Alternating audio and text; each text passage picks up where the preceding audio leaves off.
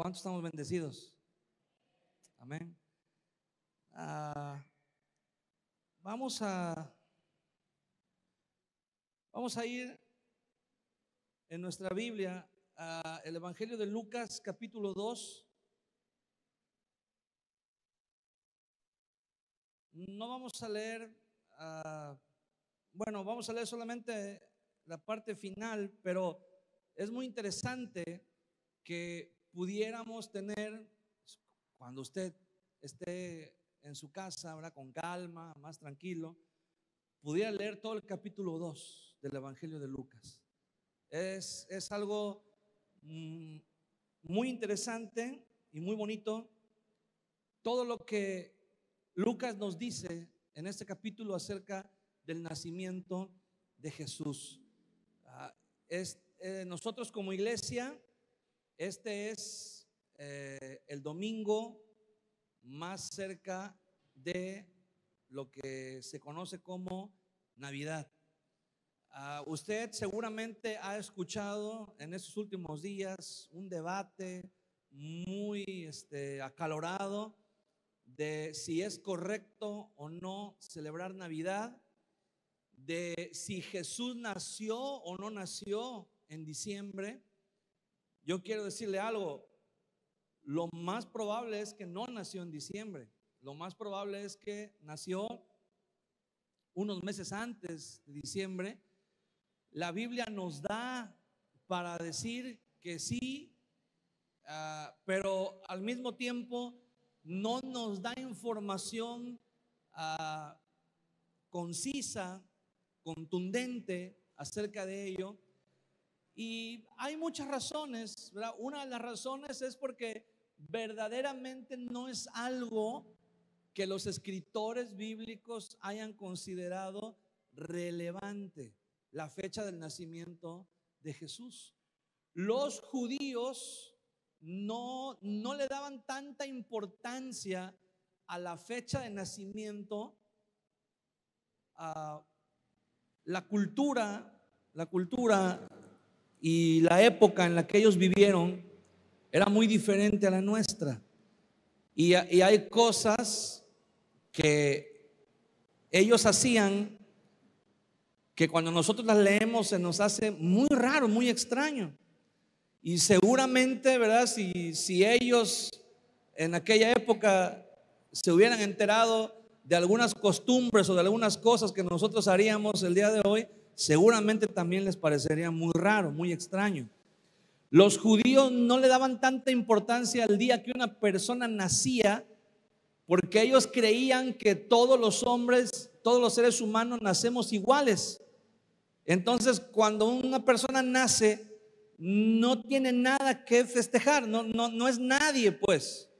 Es una persona completamente, por decirlo así, X, ¿no?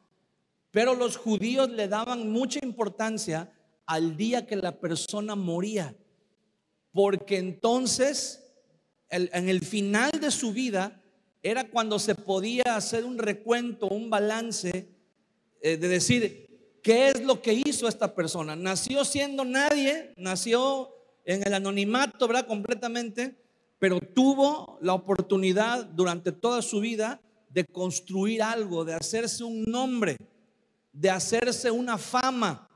En Eclesiastés capítulo 7 dice: mejor es el buen perfume que el buen nombre. Mejor, dice, es el día de la...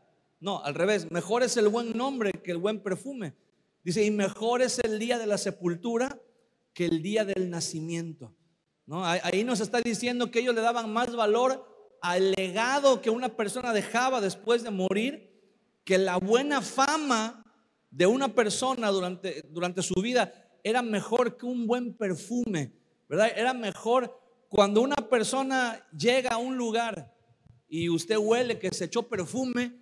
Es agradable que una persona perfumada llegue, ¿verdad?, donde estamos nosotros. Bueno, ellos consideraban que era más agradable una persona, más que un buen perfume, tuviera una buena reputación, tuviera un buen testimonio. Ellos consideraban que era aún más agradable, y eso se daba, ¿verdad?, pues bueno, en el transcurso de la vida. Por eso no encontramos la fecha exacta del nacimiento de muchos personajes bíblicos, ¿verdad? No hay registro de cuándo nacieron, y entre ellos pues Jesús no se conoce qué día nació.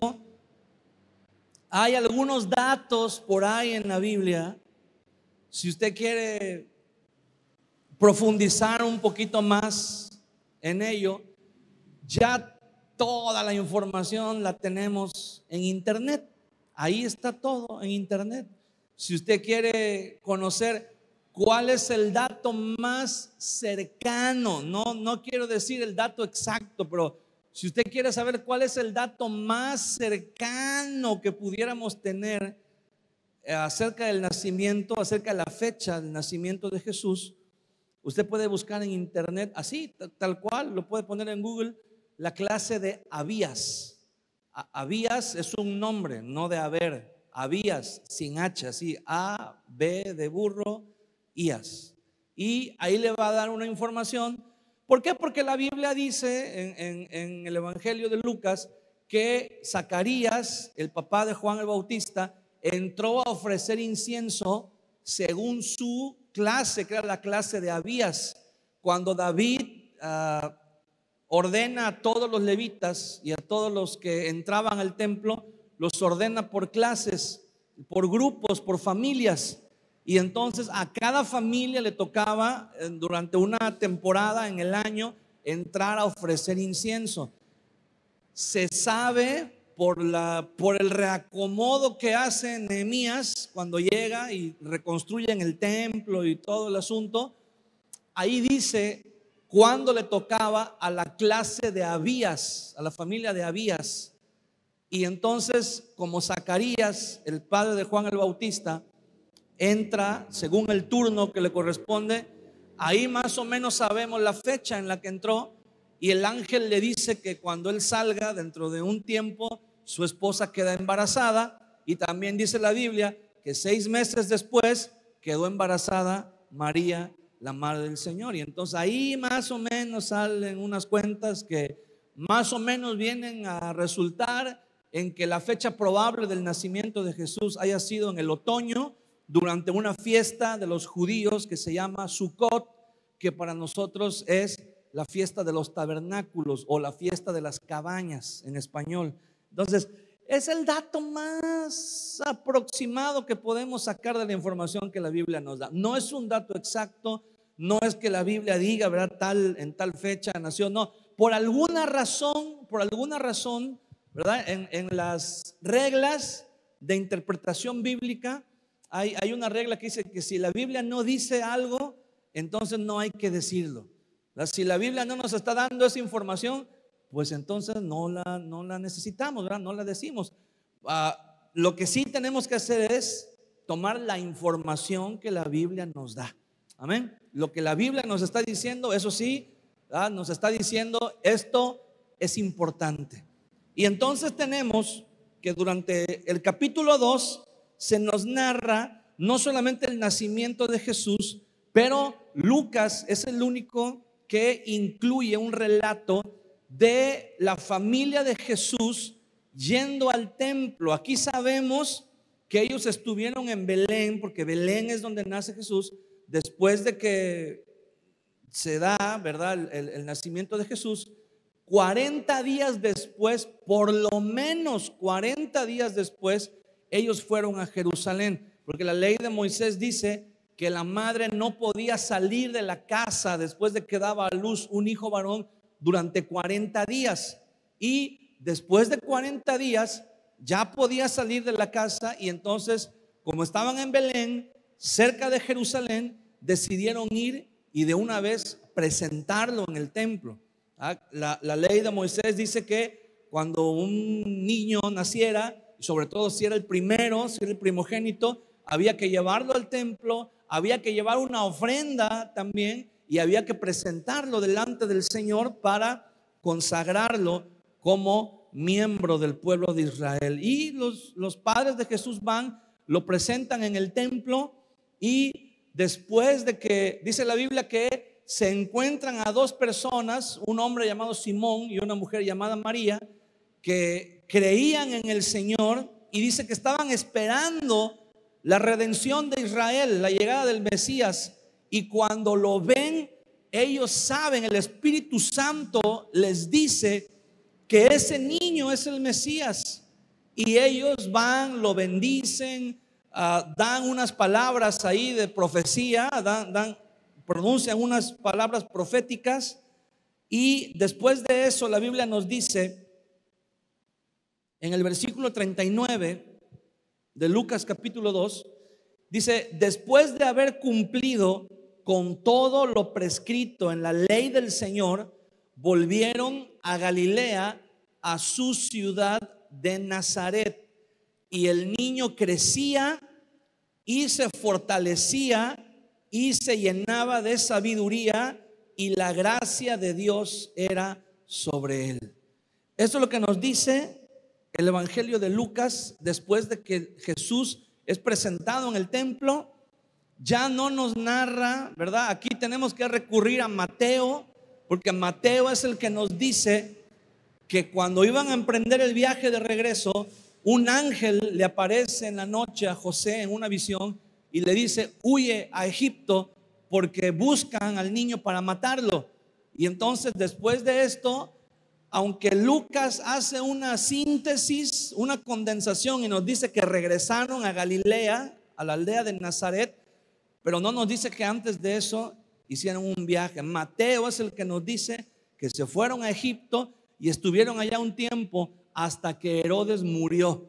Cuando Herodes muere, ellos pretenden regresar otra vez a Belén, pero como escuchan que Arquelao, uno de los hijos de Herodes, gobierna en su lugar, y Arquelao estaba todavía más loco que su papá, entonces deciden mejor irse a Nazaret, a donde vivían antes, y se van a la provincia de Galilea, a la aldea de Nazaret. Y la Biblia nos dice, no vuelve a hablar acerca del niño hasta que nos dice: y el niño crecía y se fortalecía y se llenaba de sabiduría, y la gracia de Dios era sobre él. Fíjese bien, la Biblia no nos da muchos detalles acerca de cómo fue la infancia o la juventud de Jesús, pero nos dice algo muy importante. Nos dice que crecía, que se fortalecía y que se llenaba de sabiduría. Y como un extra nos dice que la gracia de Dios era sobre él. ¿Qué significa esto? No parece gran cosa, pero con estas palabras la Biblia nos está diciendo mucho acerca de Jesús. Cuando dice que crecía, nos está diciendo no solamente que creció de tamaño, no solamente que creció en edad, pero nos está diciendo que creció como crecían todos los niños. Que la infancia de Jesús fue la infancia de un niño normal, así como todos los demás niños que crecían en la aldea de Nazaret. Así Jesús también creció con los demás niños. No había nada aparentemente de extraordinario en su vida, en su rutina. Iba a la misma escuela que iban los demás niños, tenía los mismos maestros y hacía lo mismo que todos los niños hacían. Iba a la escuela, regresaba para cumplir con sus deberes en la casa, hacía sus tareas, a lo mejor en la tarde, ¿verdad?, salía a jugar fútbol ahí con los vecinos. Era un niño completamente normal. Por eso dice la Biblia: y el niño crecía. Pero no solamente crecía, pero dice que se fortalecía. ¿Qué quiere decir esto? Que también se nutría espiritualmente. Los niños en la cultura judía eran educados hasta los 4 años. Se les dejaba que tuvieran una infancia tranquila, pero de los 4 a los 12 años los niños iban a la escuela, a una escuela especial donde no solamente se les enseñaba a leer y a escribir y a hacer cuentas, pero se les enseñaban los mandamientos de la ley.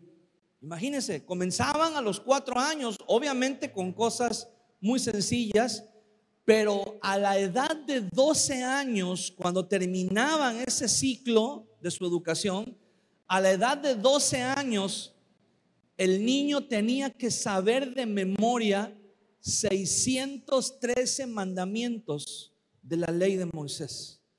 Y no solamente eso, sino que tenía que saber de cada uno de esos mandamientos, tenía que saber qué interpretación o qué sentido le daban a esos mandamientos los maestros, los rabinos más famosos de la historia de Israel.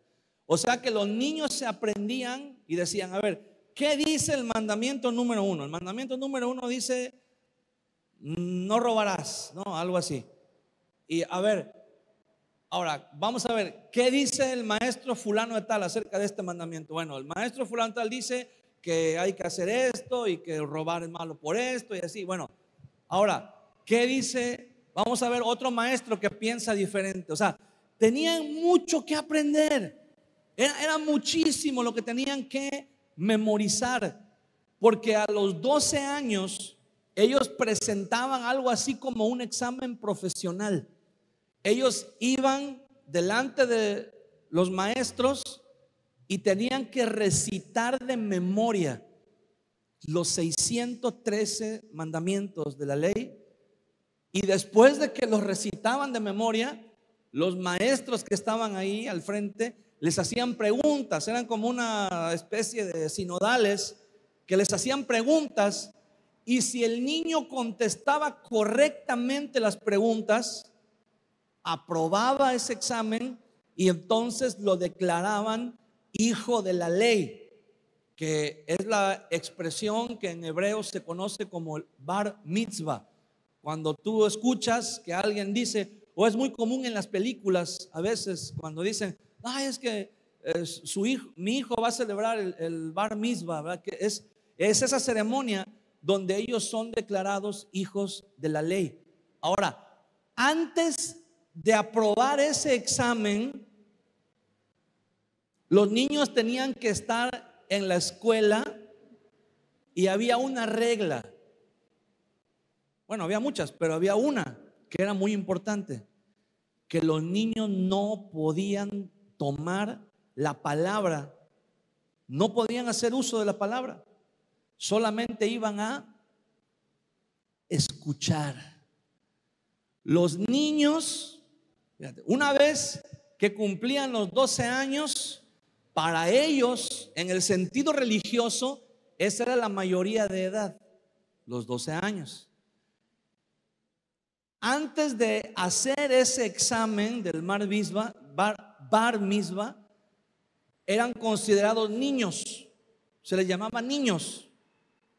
Después de esa ceremonia ya se les llamaba jóvenes o muchachos, ¿ok? Entonces, cuando eran niños no podían hablar en la clase, en la escuela. Se les enseñaba que ellos iban a aprender, a escuchar. La opinión de ellos no era tomada en cuenta. Ellos no tenían voz ni voto para nada.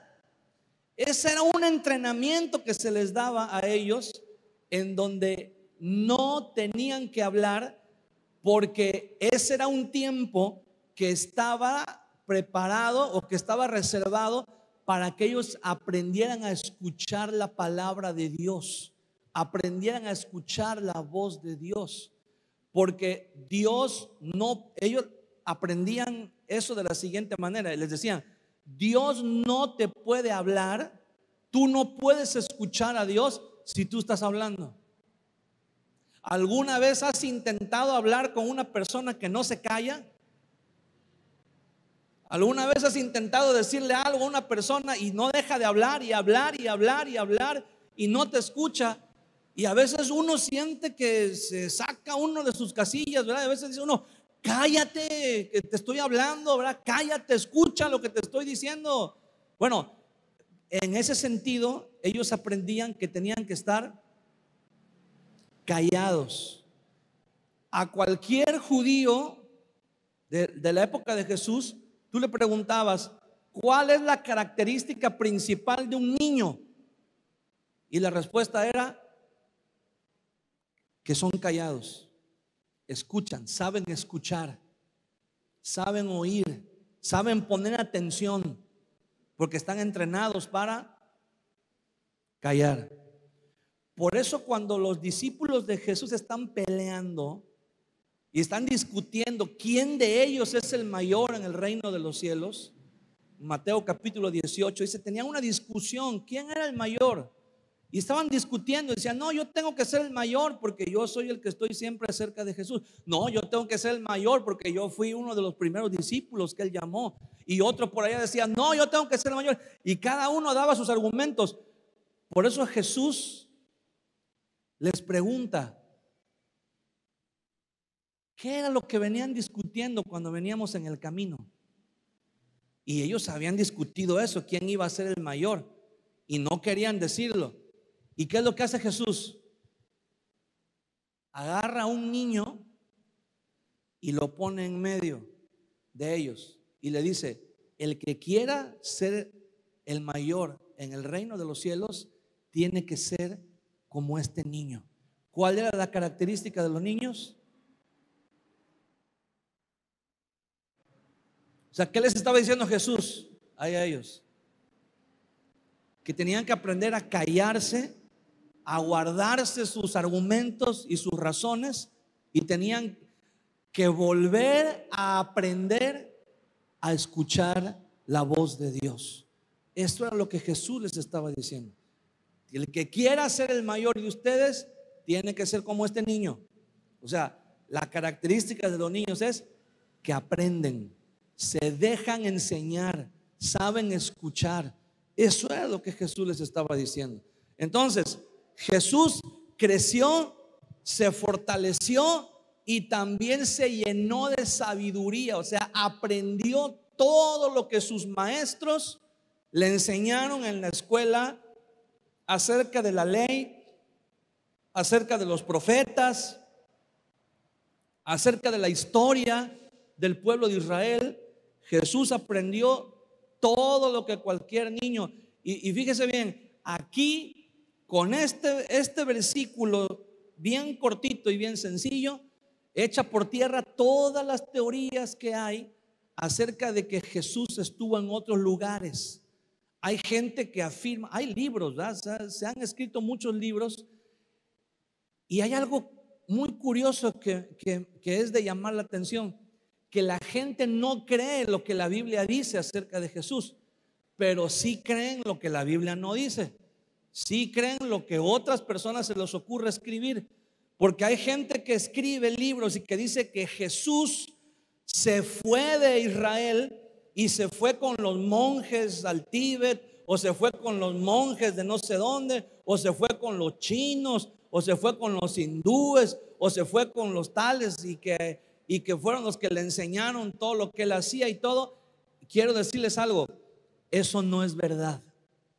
Aquí en este versículo sencillo de Lucas 2:40, Lucas nos está diciendo que Jesús creció como cualquier niño judío. Cuando los judíos lo escuchaban hablar algunos años después, decían, ¿dónde aprendió estas palabras? No es este que siempre ha estado con nosotros. No es este el niño que creció con nosotros, que lo vimos crecer y lo vimos jugar con los demás niños. La gente decía, ¿de dónde tiene estas enseñanzas? ¿De dónde sacó esta sabiduría? Gente que había ido a la misma escuela con él y decían, ¿de dónde sacó esa sabiduría que tiene si fuimos a la misma escuela? Y entonces eso nos enseña que Jesús estuvo todo el tiempo ahí con ellos, no fue a ningún lugar, no aprendió a hacer trucos, ni aprendió filosofía, ni aprendió nada. Todo lo que aprendió, lo aprendió ahí en la escuela del rabino de su aldea. Ni siquiera fue a las mejores escuelas, fue a una escuela ahí en su aldea. Era una aldea pequeñita, Nazaret era una aldea chica, era un pueblo pequeño.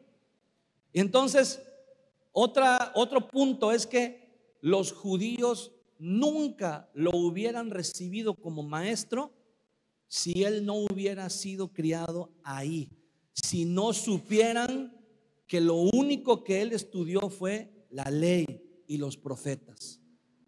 ¿Quiere un ejemplo? Pablo, el apóstol Pablo. La Biblia dice que él era fariseo de fariseos.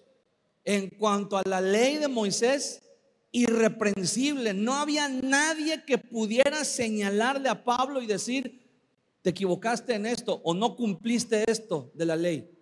Pablo era un hombre, en cuanto a la ley, era perfecto en cuanto al cumplimiento de la ley. Pero si usted lee ahí en Hechos, en el capítulo 6, al final, dice que cuando Pablo llegó, por alguna razón, Pablo no estuvo ahí en Israel durante el ministerio de Jesús. Pablo había regresado a su ciudad natal, a Tarso. Cuando Pablo regresó, Jesús ya había resucitado, ya había ascendido. Pablo, que en ese entonces se llamaba Saulo, se encuentra con los discípulos de Jesús. Y uno de los discípulos de Jesús, que se llamaba Esteban, dice que entabló una discusión, entabló ahí un debate con unos judíos que pertenecían a una sinagoga de extranjeros, a una sinagoga que se llamaba la sinagoga de los libertos, que estaba ahí en Jerusalén. Se llamaba de los libertos porque era donde se congregaban judíos que habían sido esclavos de los romanos muchos años atrás, y los romanos les habían concedido la libertad. Pero como venían del extranjero, los judíos eran muy elitistas en su religión. No los recibieron en las sinagogas locales, les hicieron una sinagoga especial para que se congregaran ahí. ¿Y a quién cree que mandaron de rabino a esa sinagoga? A Saulo. O sea, cuando Saulo llegó, le dijeron: sí, Saulo, eres el mejor estudiante, eres el más brillante, eres irreprensible en cuanto a la ley, pero no eres de aquí. Así que vete para allá, vete a la sinagoga de los extranjeros, ahí es donde te corresponde. Entonces, si Jesús, como algunos pretenden, se hubiera desaparecido, y la razón es porque aquí vamos a ver ahorita que Lucas menciona a Jesús a los 12 años, pero después de eso ya no lo vuelve a mencionar. Hay por lo menos 18 años en donde no se menciona nada acerca de Jesús, hasta cuando él cumple, dice Juan, que era alrededor de 30 años cuando comenzó su ministerio. Y entonces la gente dice: y esos 18 años Jesús se desapareció, ¿dónde estuvo? No se desapareció, estuvo ahí en su casa, nada más que la Biblia no lo menciona, nada más que la Biblia no lo dice específicamente, no se refiere a eso. Y la razón por la que no lo menciona es bien sencilla y bien simple. La razón por la que no lo menciona es porque tuvo una juventud completamente normal como cualquier otro joven judío. Cuando Jesús, seguramente, al igual que los demás niños de la escuela, fue y presentó su examen, su bar mitzvah, fue declarado hijo de la ley. ¿Y qué cree? Después de ser declarado hijos de la ley, ya no eran considerados niños, eran considerados muchachos o jóvenes. Y ahora las reglas cambiaban. Ahora sí podían hacer uso de la palabra durante la clase del rabino. Cuando el rabino daba su clase, su exposición, los muchachos que ya eran jóvenes, que ya eran hijos de la ley, tenían derecho a levantar la mano y pedir la palabra. Y cuando el rabino les concedía la palabra, ellos podían opinar, podían dar su opinión acerca de lo que el rabino estaba diciendo, o podían hacer una pregunta al rabino acerca del tema que estaban hablando. O si el rabino hacía una pregunta, ellos tenían ya derecho de alzar la mano y pedir la palabra para responder la pregunta. Ya las reglas para ellos cambiaban. Entonces la Biblia dice en los versículos siguientes, en el versículo 41: iban sus padres todos los años a Jerusalén a la fiesta de la Pascua.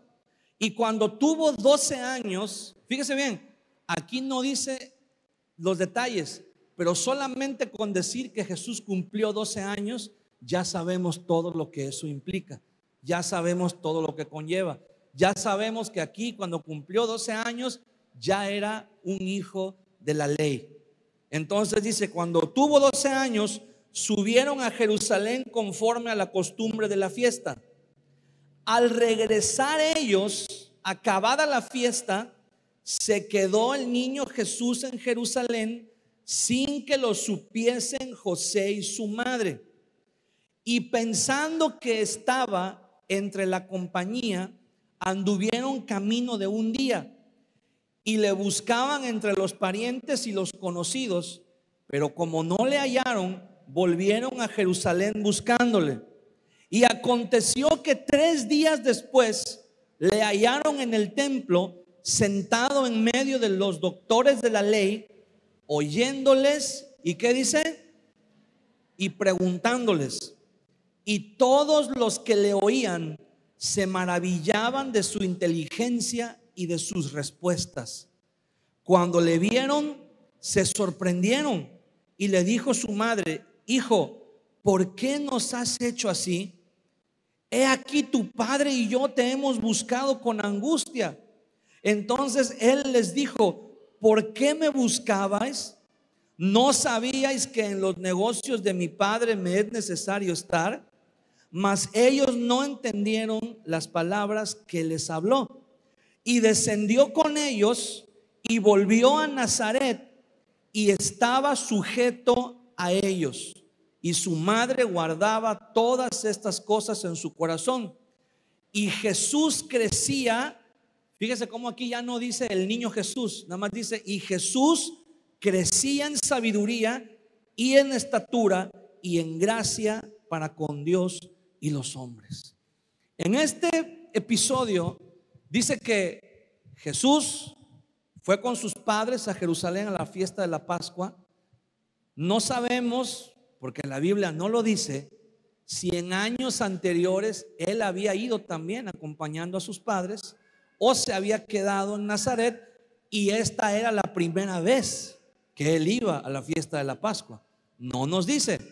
Lo único que nos dice es que fueron a la fiesta de la Pascua. Durante la fiesta de la Pascua, los rabinos más famosos de todo el país y los que estaban fuera viajaban a Jerusalén.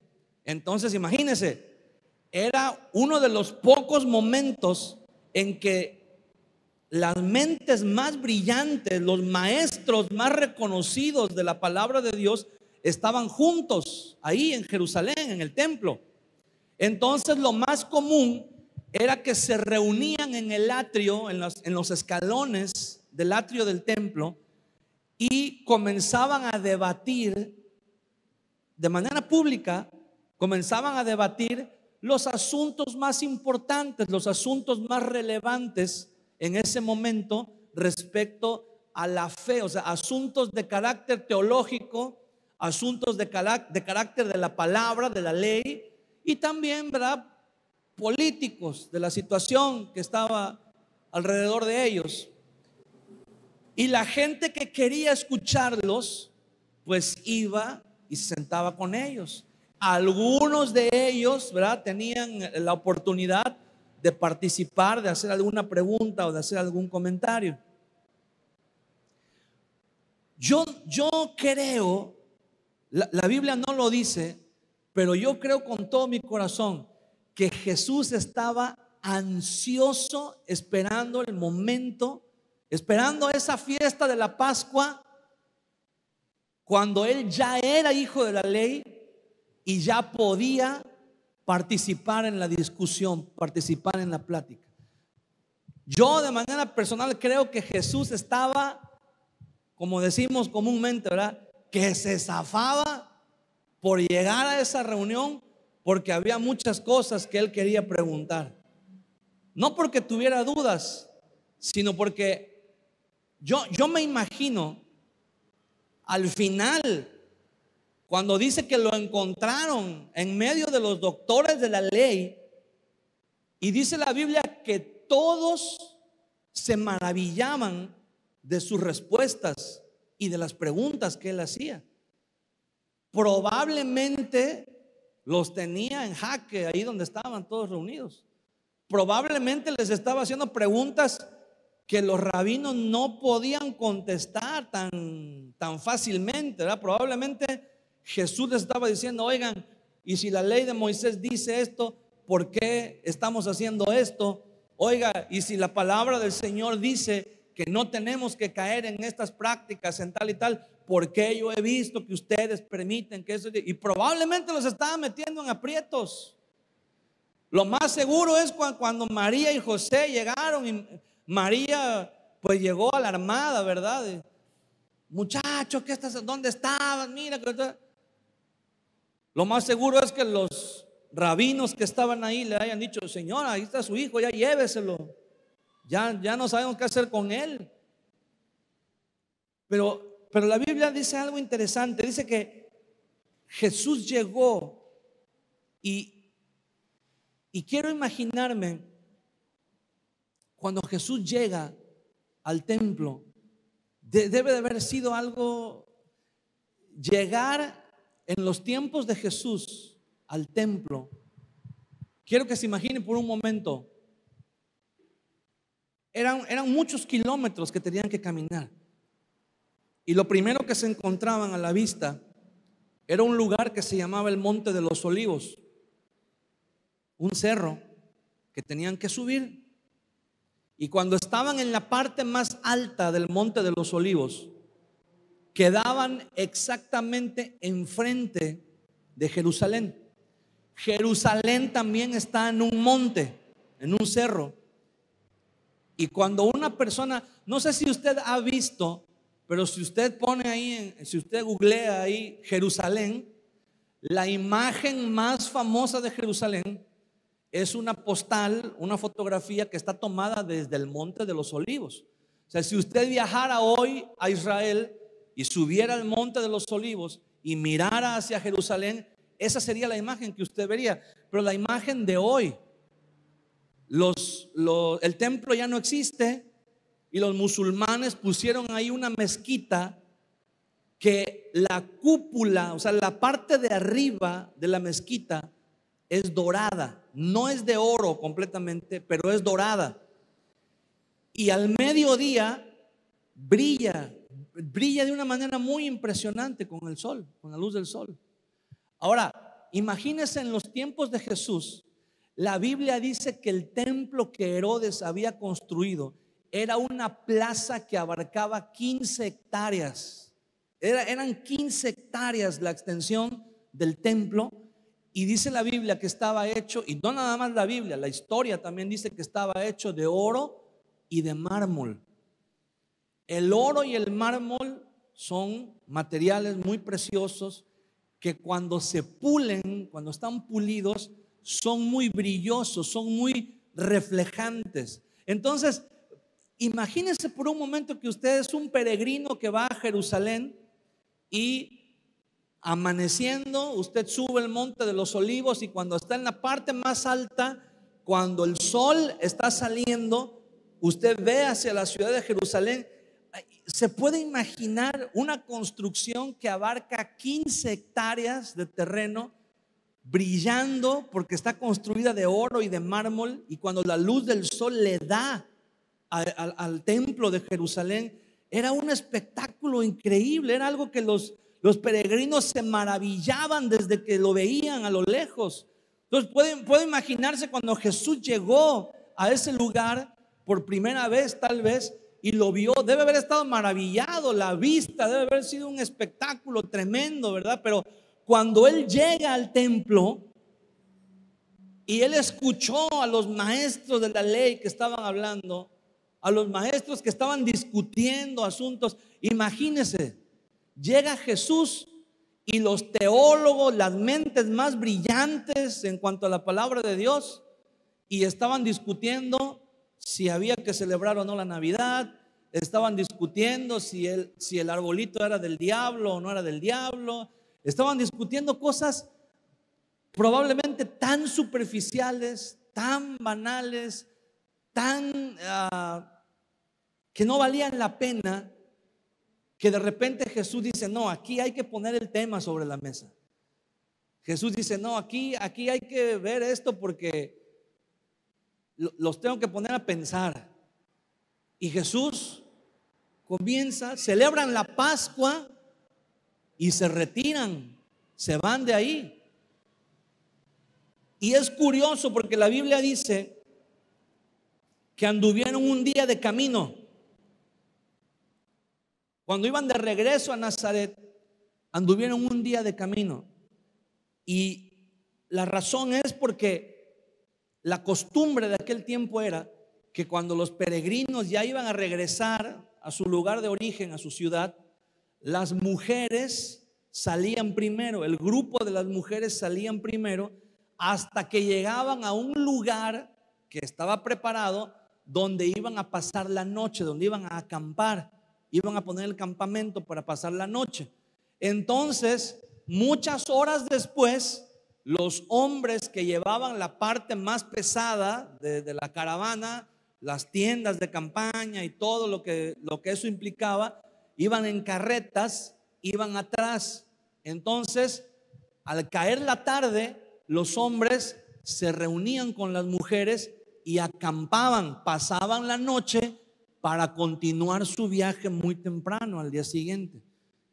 Lo más probable que sucedió es que José haya creído que Jesús iba adelante con María, y María haya creído al revés, que Jesús estaba ahí con José. Entonces, por eso dice que anduvieron un día de camino. Cuando José llega con toda la comitiva a donde estaban las mujeres, y resulta que Jesús no estaba con ninguno de los dos, lo comienzan a buscar entre los familiares, entre los vecinos, entre los amigos, y cuando se dan cuenta que no está, inmediatamente regresan a Jerusalén, y dice la Biblia, lo encuentran con los doctores de la ley, lo encuentran en el templo después de 3 días. Fíjese, lo buscaron durante 3 días en la ciudad de Jerusalén y no lo encontraban. ¿Se puede imaginar cómo estaban? Que no, 3 días sin encontrar a Jesús.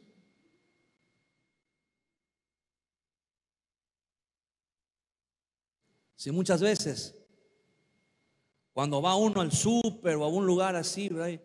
Los chamacos, por más que les dice uno, no te muevas de aquí, quédate aquí, no camines, no te vayas, te volteas un segundo y cuando volteas ya no está, se te pierde de la vista. ¿Y qué siente uno, verdad? Siente uno angustia, aunque sean unos minutos, unos segundos que se te pierden de vista, siente uno angustia. Ahora imagínense, Jesús se les perdió 3 días. Cuando María lo ve que está en el templo, le dice: ¿por qué nos has hecho esto? Dice: tu padre y yo te hemos buscado con angustia. Y aquí hay algo muy importante que tenemos que notar. Cuando María le dice estas palabras: ¿por qué nos has hecho así? He aquí tu padre y yo te hemos buscado con angustia. María estaba hablando desde un punto de vista terrenal, desde un punto de vista muy, pero muy arraigado en su propia humanidad. María, la lógica de María era que si Jesús sabía como muchacho que ella y José, sus padres, se iban a regresar, la autoridad terrenal de Jesús eran sus padres. Ella entendía que Jesús, como era un niño que dice que la gracia de Dios estaba sobre él, era un niño que era lleno de gracia. O sea, ¿qué significa esto? Que era un niño que cualquier persona que lo conocía decía, este niño es de Dios, ¿verdad? Es una bendición de Dios. ¿Por qué? Porque probablemente, muy probablemente, en resumen, era un niño obediente, era un niño bien portado, era un niño que obedecía a sus padres. Entonces, como obedecía a sus padres, María y José dieron por hecho que al dar la instrucción de que se iban a regresar a Nazaret, Jesús estaba con ellos. Por eso María, cuando le habla, le dice, tu padre y yo te hemos buscado con angustia. Y cuando Jesús le responde, y podemos ver en lo que Lucas nos dice, podemos ver que Jesús responde con mucha cortesía, con mucha amabilidad, con mucho amor, pero con ese mismo amor, Jesús, es como si Jesús agarrara a María y la, como decimos comúnmente, ¿verdad? Y la aterrizara. Jesús agarra a María y le pone los pies sobre la tierra y le dice, ¿acaso no sabían que en la casa de mi Padre es necesario estar? O sea, Jesús toma la figura de padre, el nombre de padre o el título de padre que María le había dado a José, y Jesús lo agarra muy amablemente, muy tiernamente, muy amorosamente, pero lo agarra y se lo pone ¿a quién? A Dios. Y entonces Jesús le dice, acuérdate, no le dice esas palabras, ¿verdad? Pero le da a entender y le dice, acuérdate que yo tengo un propósito, acuérdate que yo tengo una misión, acuérdate que mi padre, acuérdate quién es mi padre que me envió. O sea, en ese momento no es que Jesús estaba diciéndole a José, tú no eres mi padre, tú no me mandas. No, no, no, eso no es lo que Jesús estaba diciendo. Pero Jesús estaba diciendo, date cuenta que mi verdadero padre, si José es mi padre en el sentido terrenal, pero yo tengo un padre que es mayor y que mi deber es primero obedecerle a él. Y le hace la pregunta, ¿por qué me buscabais? Si Jesús le hubiera contestado así a su mamá y su mamá hubiera sido aquí jarocha, no se lo hubiera acabado. Si la mamá le dice, oye, te hemos buscado con angustia tu padre, y si Jesús dice, ¿y por qué me buscan? No, le hubiera ido como en feria. Pero la pregunta de Jesús es una pregunta muy profunda. No les está preguntando la razón por la que lo estaban buscando. La razón era obvia. Era un joven pequeño, era un muchacho apenas, y se asustaron creyendo que podía estar en peligro, ¿verdad? Pero Jesús no les está preguntando eso. Jesús les está diciendo, ¿por qué me buscaban?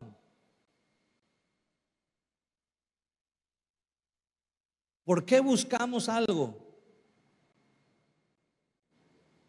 ¿Por qué buscamos ahorita en la mañana que nos estábamos arreglando para venir a la iglesia?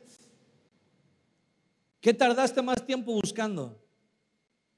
Los zapatos, los calcetines, la ropa, el perfume, el reloj, los aretes.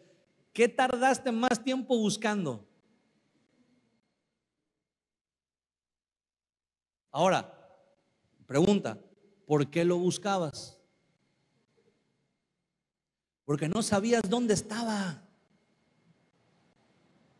Y lo que Jesús está haciendo con María es decirle, si verdaderamente están tan angustiados, si verdaderamente están preocupados, y son mis padres, ¿y cómo no sabían dónde estaba yo? No les está preguntando la razón de lo que lo buscaban. Les está preguntando en pocas palabras y de la manera más amable y más atenta, les está preguntando por qué fueron tan irresponsables de perderme de vista. ¿Por qué fueron tan irresponsables de no saber dónde estaba yo? ¿Por qué uno dio por hecho que yo estaba con el otro y el otro dio por hecho que yo estaba allá con los familiares o con los vecinos? Dieron por hecho que estaba en cualquier lado, pero no se hicieron responsables de ir y comprobar en dónde estaba. Eso es lo que Jesús le estaba diciendo a María. Sí, mucha angustia, pero ibas en las pláticas, mamá. Sí, mucha angustia, mucha desesperación, pero ibas en el Face, ibas en el celular, o sea, estabas en otra cosa. Sí, mucho, ay, ¿dónde estará Jesús? ¿Dónde estará Jesús? Pero no dejabas ahí la plática con la vecina, con la comadre, con la hermana, con todo. Entonces, realmente, yo creo que Jesús le estaba preguntando cuando María llega y dice: tu padre y yo te hemos buscado con angustia. ¿Con angustia? ¿Y por qué la angustia? ¿Cuál fue la razón de que estuvieran angustiados? Que no te encontrábamos. No. La razón de la angustia no es que no me hayan encontrado. La razón de la angustia es que me perdieron de vista en un momento. Y Jesús viene y sí les dice: en la casa de mi padre me es necesario estar. Y sí, Jesús estaba diciendo que Dios era su padre y estaba diciendo que Él tenía que estar ahí porque había una necesidad. Jesús estaba con los maestros de la ley. Era su momento. No podía haber estado antes porque no podía participar, no podía hablar. Era el momento que él estaba esperando. Desde el primer día que ellos llegaron a Jerusalén, José y María se debieron haber dado cuenta de que Jesús se sentía atraído por estar ahí. Pero ellos dieron por hecho que ese era un año como todos los demás años que habían ido, que nada más había que ir y hacer acto de presencia en la ceremonia y con la misma regresarse y todo iba a seguir igual. Entonces, hermano, lo que la Biblia nos está diciendo es que hay muchos de nosotros que estamos buscando a Jesús con angustia. Y angustia, quiero decir, en el buen sentido. O sea, estamos buscando a Dios con todo el corazón. Estamos buscando al Señor incluso, ¿por qué no, verdad? Con aflicción, con angustia. No solamente en el buen sentido, pero probablemente hay personas que se sienten angustiados. Hay problemas, hay necesidades, hay situaciones que nos rebasan, hay situaciones que se nos escapan de las manos. No las podemos controlar, no podemos cambiar. Hay diagnósticos tal vez médicos que no podemos hacer nada por cambiar. Hay cosas que vienen y que llegan a nuestra vida, situaciones que no están bajo nuestro control. Y entonces eso nos provoca angustia. Eso nos provoca dolor, nos provoca desesperación. Eso nos provoca temor. Tenemos miedo. Y entonces venimos con el Señor y le decimos: Señor, ¿por qué no me respondes? Señor, ¿por qué oro? ¿Por qué vengo a la iglesia? ¿Por qué te busco? ¿Por qué con todo mi corazón, verdad, yo quiero? Y a veces la respuesta del Señor es la misma. A veces el Señor nos responde: ¿y por qué me buscas? ¿Por qué me buscas? Cuando nosotros usamos el término buscar a Dios o buscar de Dios, no significa que Dios esté perdido. No significa que no sepamos dónde está en el sentido literal de la palabra, de la expresión, sino que nos referimos a llenarnos más de Él. Cuando decimos quiero buscar al Señor, quiero buscar a Dios en oración, quiero buscar a Dios a través de la palabra, no significa que no sepamos dónde está o que esté perdido, ¿verdad? Literalmente, significa que necesitamos llenarnos más del buscar de Dios.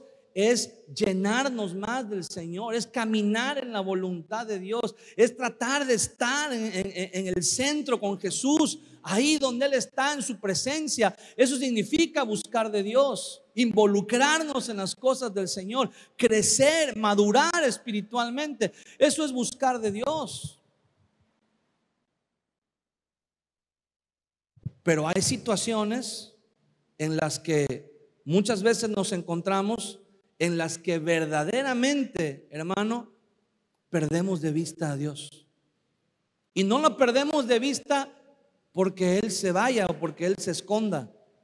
Los perdemos de vista muchas veces porque nos distraemos en otras cosas. Mire, José y María caminaron hacia Nazaret, se regresaron hacia su casa y dieron por hecho que Jesús iba atrás de ellos, que Jesús iba con ellos. Y el ritmo de vida que muchos de nosotros estamos acostumbrados a llevar es muy agitado. Muchos de nosotros vamos muy a prisa en la vida, hermano. Y ¿sabe qué es un mal muy común que hemos visto en muchas personas, en muchos lugares? Que muchos de nosotros vamos en nuestro ritmo de vida así, ajetreado, agitado, así como estamos acostumbrados, nuestro itinerario, nuestro quehacer, nuestras cosas, nuestros pendientes, y damos por hecho que Jesús va con nosotros. Damos por hecho que el Señor que el Señor nos sigue. Damos por hecho que el camino que nosotros decidimos seguir, en ese camino el Señor va a ir con nosotros. Y muchas veces cuando ya vamos avanzados en ese camino, nos damos cuenta que Jesús no va con nosotros y empezamos a buscarlo con angustia. Sobre todo cuando nos comienzan a llegar las consecuencias de nuestros actos y comenzamos a sentir angustia.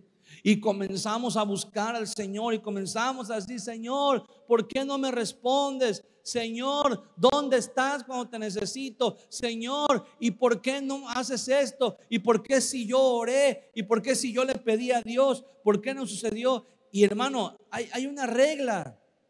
Hay una regla general, que Dios no es como el genio de la lámpara. Que en el momento en que tú frotes la lámpara, Él te va a aparecer y va a decir: tus deseos son órdenes. No, la palabra del Señor dice que nosotros tenemos que caminar con Él, no Él con nosotros. Nosotros tenemos que levantarnos cada día, cada mañana, hermano, y buscar en oración y tratar de encontrar, hacer nuestro esfuerzo y pedirle al Señor que nos guíe y decirle: Señor, enséñame por dónde quieres que yo camine, por dónde quieres que yo vaya. No tenemos que dar por hecho, hermano. ¿Cuándo fue la última vez que hicimos planes y antes de ponerlos en marcha consultamos con el Señor en oración para ver si era su voluntad, para ver si el Señor estaba de acuerdo? ¿Cuándo fue la última vez que tú dijiste: voy a emprender este negocio, o me voy a cambiar de casa, o voy a hacer este viaje, o voy a comprar esto o tal cosa? ¿Y cuándo fue la última vez que antes de hacer algo así dijiste: pero primero voy a orar, pero primero voy a estar unos 3 días en oración, en ayuno, le voy a pedir al Señor que me hable, que me confirme? Le voy a pedir al Señor una palabra de confirmación, o le voy a pedir al Señor que si esto no es su voluntad, que lo quite de mi vida, que lo quite de mi camino. Hay cosas, hermano, mira, hay cosas que no tenemos que orar. Hay cosas que ya sabemos, ¿verdad? Porque si viene una tentación a nuestra vida y se nos presenta algo que sabemos que es pecado, no tenemos que orar y decir: Señor, muéstrame si es tu voluntad. No es tu, Hay cosas que por sentido común sabemos que no es la voluntad de Dios. Pero hay otras, hermano, que tenemos que esforzarnos, que tenemos que orar, que tenemos que decirle al Señor: Señor, muéstrame, Señor, guíame, Señor, ayúdame. Y a veces no va a ser fácil. A veces vamos a orar, vamos a ayunar. A veces le vamos a pedir a otras personas que oren con nosotros, que nos ayuden. Y muchas veces van a pasar días y días y días y no vamos a recibir la respuesta del Señor. Y vamos a decir: Señor, pues, y muchas veces, hermano, quiero decirte algo, muchas veces en la no respuesta está la respuesta. A veces cuando tú le pides algo al Señor y el Señor no te responde, a veces el hecho de que el Señor no te responda ya es una respuesta. Pero tenemos que tener el discernimiento de parte del Señor y ser capaces de decir: Señor, esto es lo que tengo que hacer. ¿Cuántas veces hemos orado y hemos pedido al Señor: Señor, por una persona que está en nuestra vida, antes de tomar una decisión seria? Si tú estás casado o estás casada, ya no tienes que orar y decir: Señor, muéstrame si este es el hombre o esta es la mujer, ¿verdad? No, ya te casaste, ya te molaste, ¿verdad? Ya, ahora lo que tienes que hacer es orar que el Señor cambie, ¿verdad? Que el Señor haga la obra en esa persona. Pero por eso, ¿verdad? Por eso se les predica, por eso se les enseña a los jóvenes, por eso se les dice: mira, piénsalo, ora, ve si es la voluntad de Dios. Porque muchas veces cuando están enamorados, válgame Dios. Me acuerdo que una vez había una pareja que estaban enamoradísimos, pero todo mundo, todos los que estaban a su alrededor los veían y sabían que eso no era de Dios, menos ellos. Ellos eran los únicos que no se daban cuenta, ¿verdad? Tenían un testimonio por los suelos. No, ya ni le platico. Pero era muy obvio que no estaban listos en ese momento. Y entonces, pues los hermanos hablaban con ellos y les decían: no, mira, ¿sabes qué? Piénsalo bien, porque tienes que orar, tienes que ver si es de Dios, tienes que esto, tienes.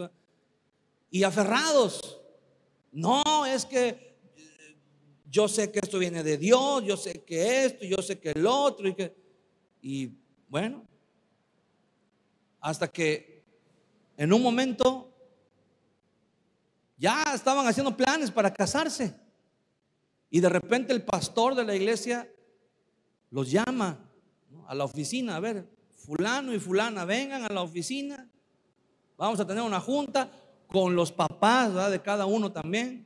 Y ahí se meten a la oficina, y ya cuando el pastor los llama a la oficina es porque el asunto es grave. Y ahí estuvieron un rato en la oficina y de repente sale el muchacho con su familia y la muchacha quedó adentro de la oficina. Se intuye que seguían hablando y de repente sale el muchacho de la oficina, pero sale así con el ceño fruncido, así como molesto, y estaba otro hermano afuera y le dice el hermano, le dice: ¿qué pasó? ¿Qué hablaron? ¿Siempre sí se van a casar? Y dice el muchacho, contesta y dice: pues claro que nos vamos a casar, dice, aunque el diablo no quiera. Dijo: ya le dijeron diablo al pastor. Porque cuando están enamorados, cualquiera que les diga lo contrario es el diablo. Así sea el pastor, así sea quien sea, es el diablo. Pero ya después, cuando se casan y ya después las cosas se ponen difíciles, ahí es cuando empiezan: no, es que a mí se me hace que no, ahora ya te casaste, ahora te aguantas, ahora tienes que orar, ahora tienes que clamar a Dios, ahora sí que buscar a Dios con todo tu corazón. Claro, a menos que sea un caso extremo donde ya la integridad física de uno de los dos corra peligro, entonces sí, bueno, ya no hay otra manera, ni modo. Pero Pero ¿cuántas veces, hermano, venimos a clamar a Dios con angustia, pero le echamos la culpa de nuestra angustia a Dios? Señor, es que estoy angustiado porque no me respondes. Y el Señor dice: no, mijo, estás angustiado porque ahorita ya te urge que yo te responda.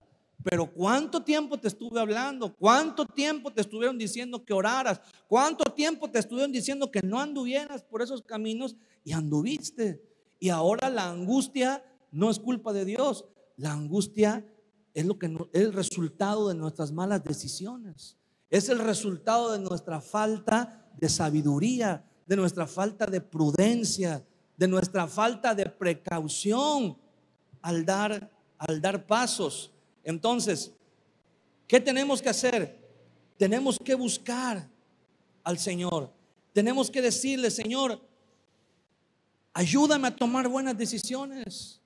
Ayúdame a que yo pueda buscar y pueda ver por medio de tu palabra la sabiduría, a que yo pueda, Señor, estar seguro. Y si algo no viene de parte, hermano, mire, ¿sabes cuál es otro problema que muchas veces tenemos como cristianos? Que a veces Dios sí nos responde y a veces Dios nos dice que no, y nosotros hacemos caso omiso y nosotros decimos que sí. Muchas veces es porque Dios no nos responde, pensamos que Dios no nos responde.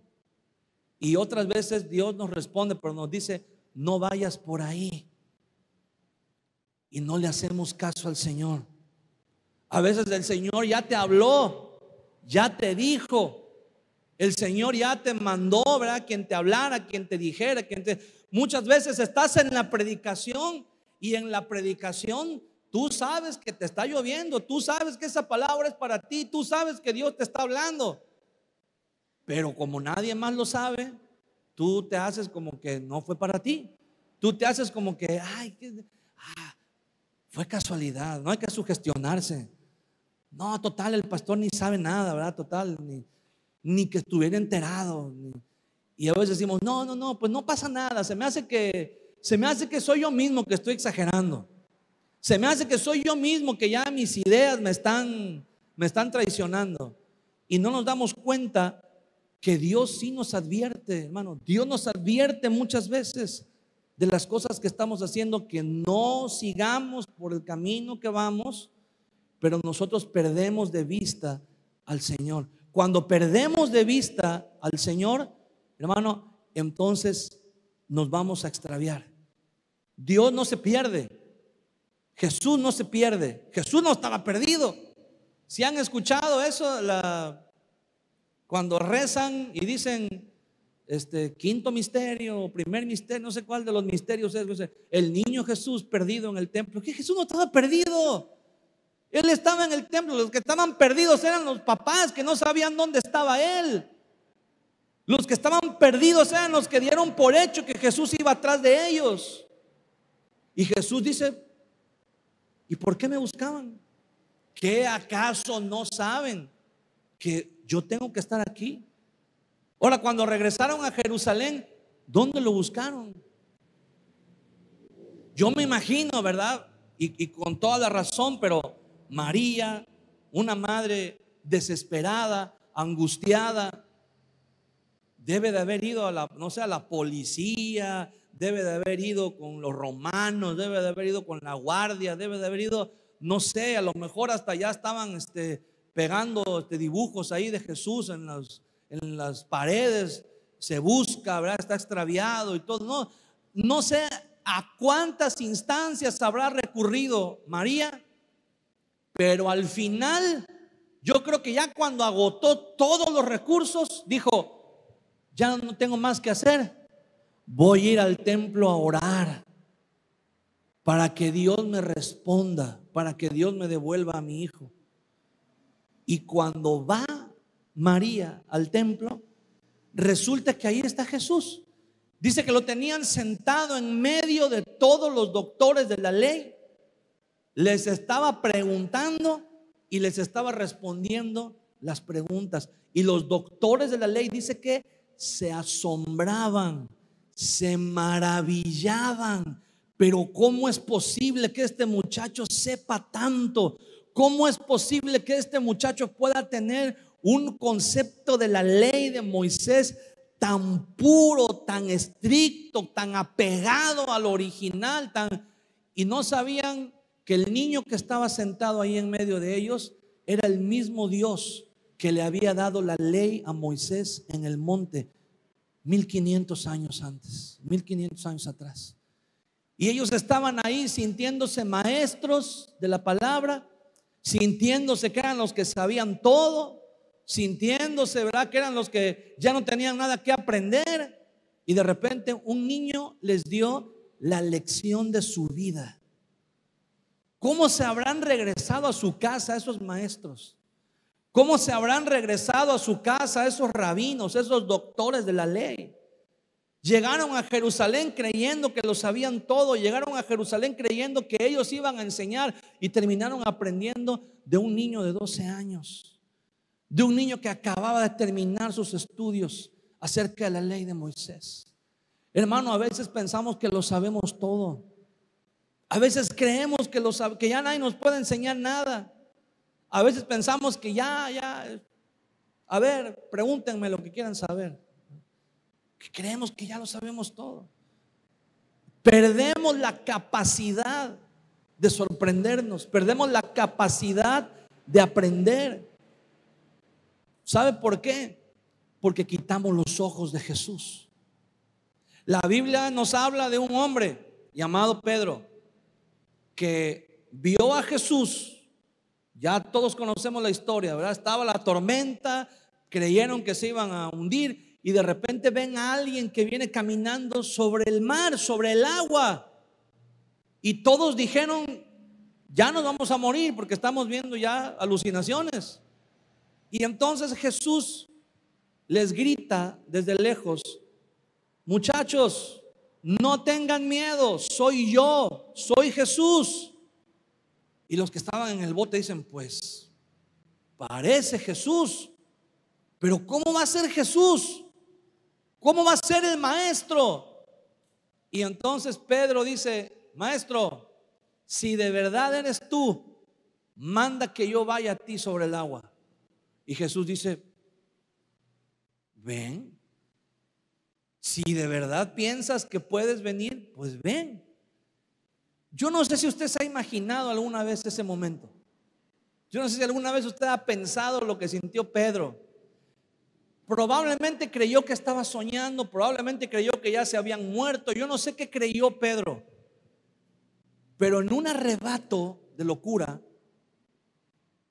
saltó de la barca. Sin duda alguna, yo creo que los demás que estaban ahí le dijeron: Pedro, estás loco, ¿qué vas a hacer? Y Pedro dijo: no, déjenme. Y en un momento saltó de la barca. Y todos creyeron pues que se había hundido, ¿verdad? ¿Cuál fue la sorpresa cuando vieron que Pedro comenzó a caminar sobre el agua en dirección hacia donde Jesús estaba? Pero de pronto dice la Biblia que comenzó a ver las olas, qué tan grandes eran, y comenzó a hundirse. Y quiero decirte algo: el problema con Pedro no fue el tamaño de las olas. El problema con Pedro Pedro no se comenzó a hundir porque vio las olas. Pedro se comenzó a hundir porque quitó la mirada del Señor. Dejó de ver a Jesús. Cuando dejamos de ver a Jesús, comenzamos a hundirnos. Cuando dejamos de ver a Jesús, cuando lo perdemos de vista, empezamos a caminar sin Él. Y sin darnos cuenta, poco a poco empezamos a hundirnos.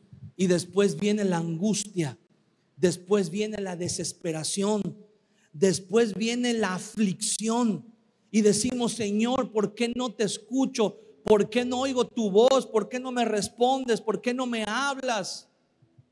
Y a veces yo creo que a veces el Señor podría preguntarnos, así como le preguntó a María.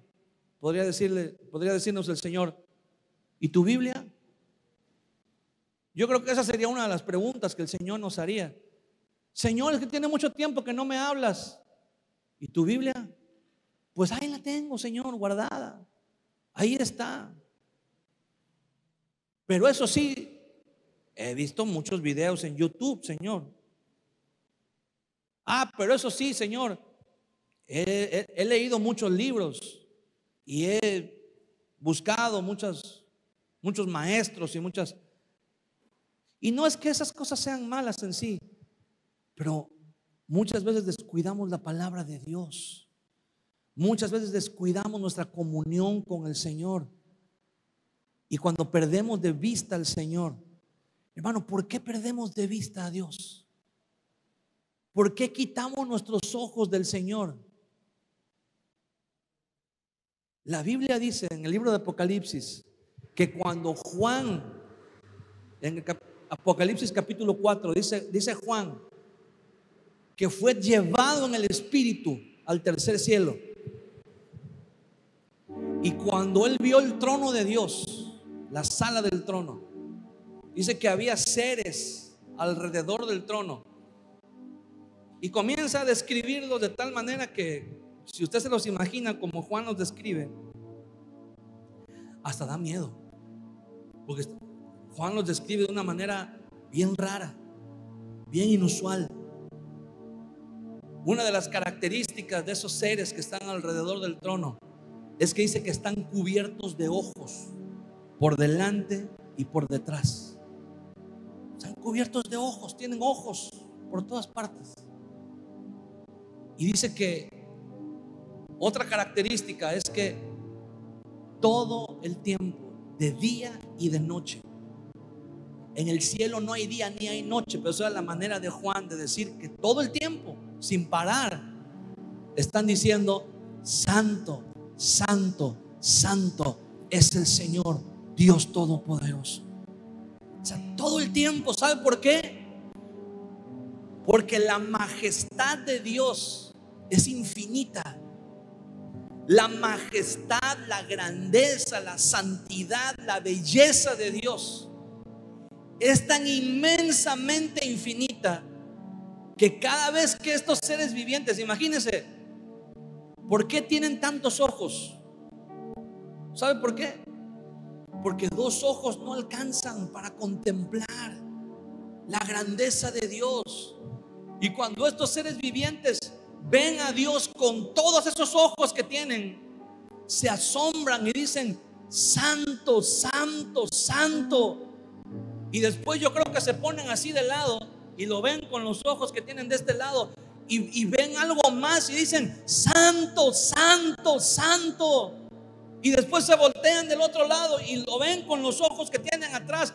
Y cuando los ojos de atrás lo ven, vuelven a decir: santo, santo, santo. Y cada vez que lo ven, se vuelven a maravillar. Cada vez que lo ven, hermanos, lo están viendo por la eternidad y no lo terminan de ver, no se terminan de asombrar, no se terminan de impactar. Son seres vivientes que están todo el tiempo delante de Dios y lo están adorando, porque todo el tiempo están descubriendo más. Entre más lo ven, más belleza descubren en Él. Entre más lo ven, más santidad descubren en Él. Entre más lo ven, más grandeza descubren en Él. No lo pueden dejar de ver y se siguen asombrando y asombrando y asombrando. Y nosotros, hermano, que nos ha sido revelada la gloria de Dios a través de Jesucristo, venimos y lo vemos aquí en la Biblia, y lo vemos 5 minutos, y después de que ya lo vimos 5 minutos o 3 minutos, nos vamos 3 horas al Facebook, y ahí estamos 3 horas, 4 horas, 1 de la mañana, 2 de la mañana, 3 de la mañana. Y otra vez al día siguiente nos levantamos ya con el tiempo encima, ya rápido, porque ya me tengo que ir al trabajo y todo. Y nada más como entre así le damos una pasadita ahí a la oración: Señor, gracias, y ahí nos vemos, Señor, por favor, cuídame, por favor. y nos vamos y cuando estamos en angustias decimos: Señor, ¿dónde estás? Que no te veo. Pero no es el Señor que se escondió, no es el Señor que se fue de tu vista. Es que nosotros lo perdimos de vista. Ponte de pie un momento. Nosotros lo perdimos de vista.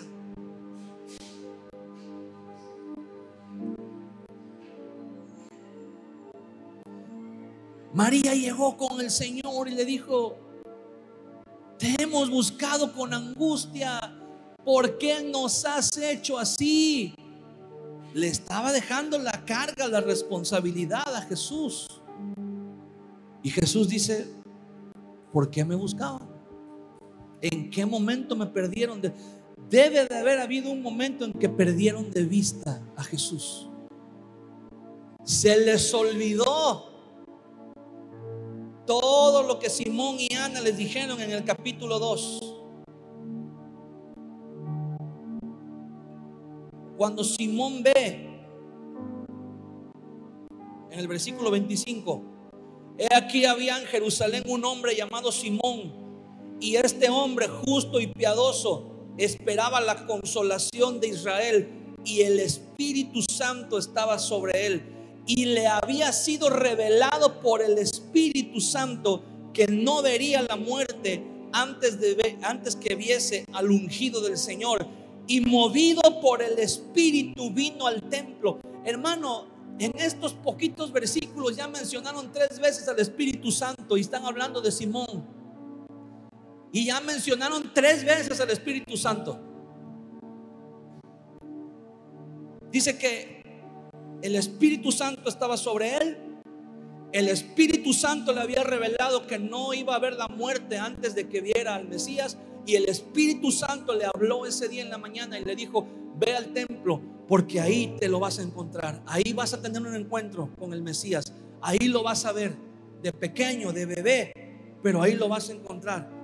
¿Y a cuántos de nosotros el Espíritu Santo nos habla el sábado en la noche y te dice: vete a dormir temprano, porque mañana vas a ir a la iglesia y te vas a encontrar con Jesús?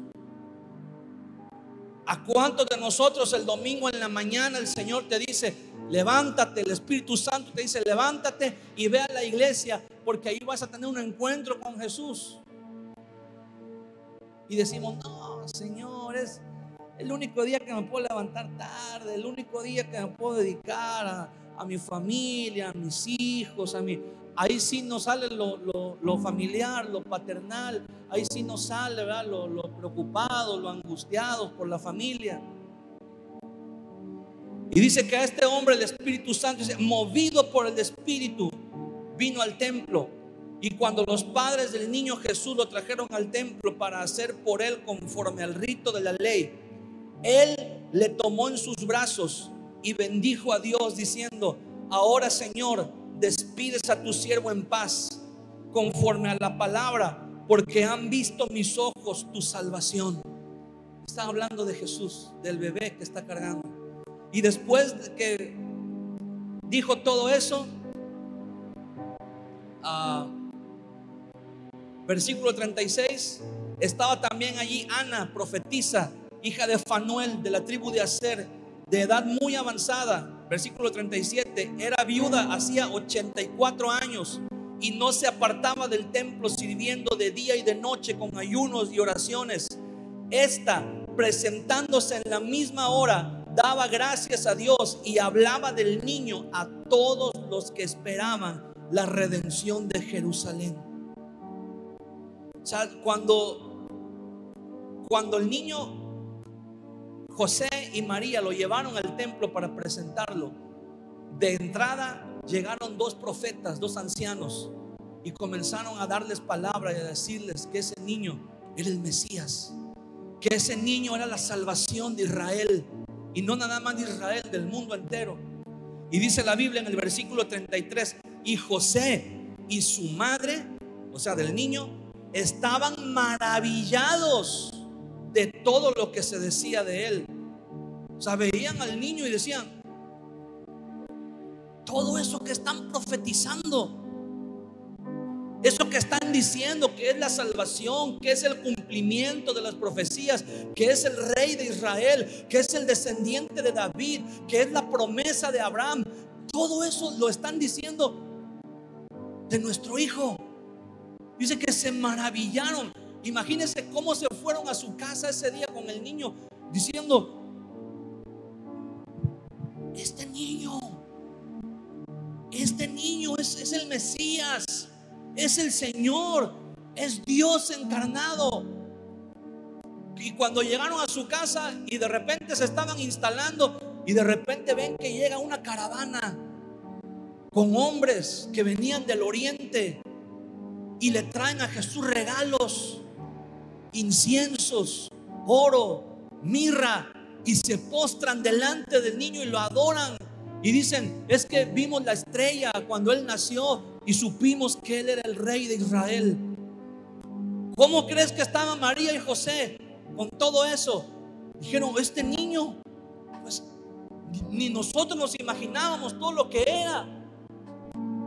Pero llegó un momento en que dejaron de ver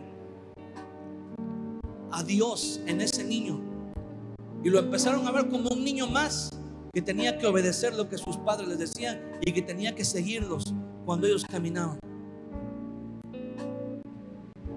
Le perdieron todo el sentido, todo lo asombroso, lo maravillados que estaban ese día. Se les olvidó en un momento.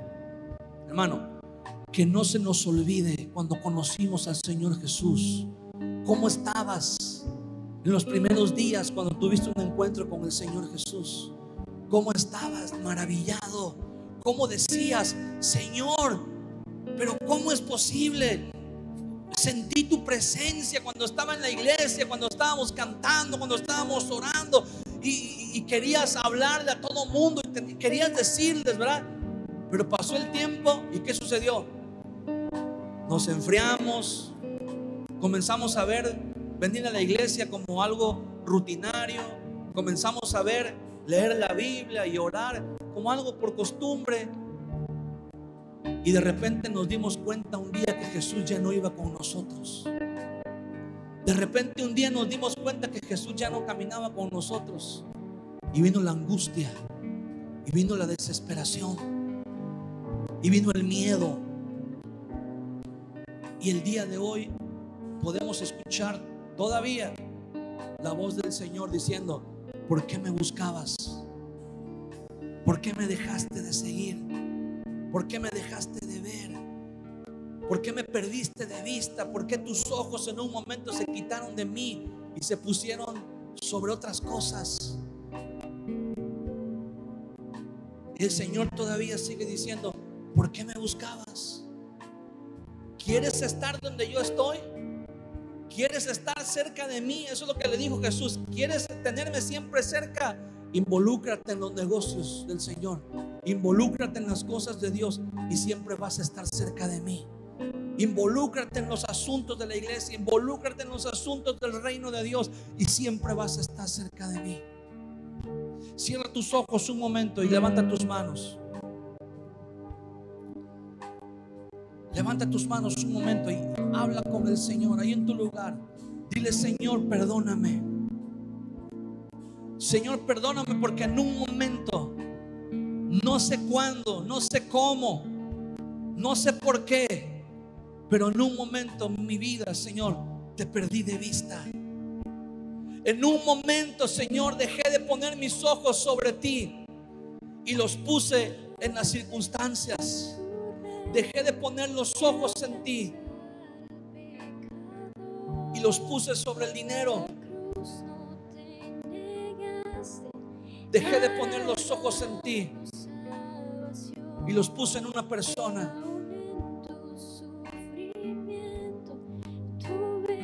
Dile: Señor, hoy quiero poner mis ojos nuevamente en ti. Ya no quiero buscarte con angustia, Señor, con esa angustia de no saber dónde estás, con esa angustia de no escuchar tu voz, con esa angustia de no poder sentir tu presencia, Señor. Hoy quiero venir a tu presencia. Hoy quiero estar en los asuntos del Padre. para poder estar donde tú estás, Señor Jesús. Estando siempre, Señor, en tu voluntad.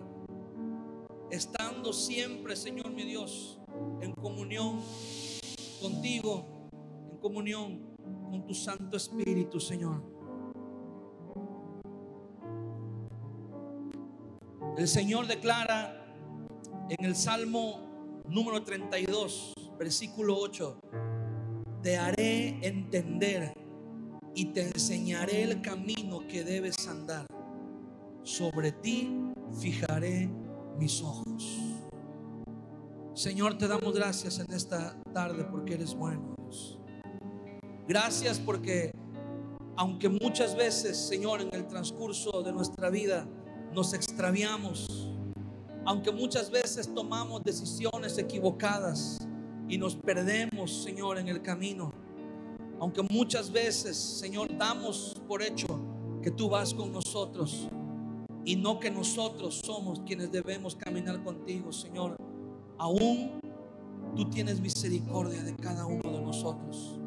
Aún tu gracia, tu misericordia y tu bondad se manifiestan cada día en nuestras vidas para hacernos volver al camino que debemos andar, para hacernos volver a tu voluntad, a tu presencia, Señor.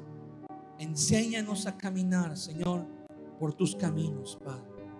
Te lo pedimos, te damos gracias en el nombre de Jesús. Amén.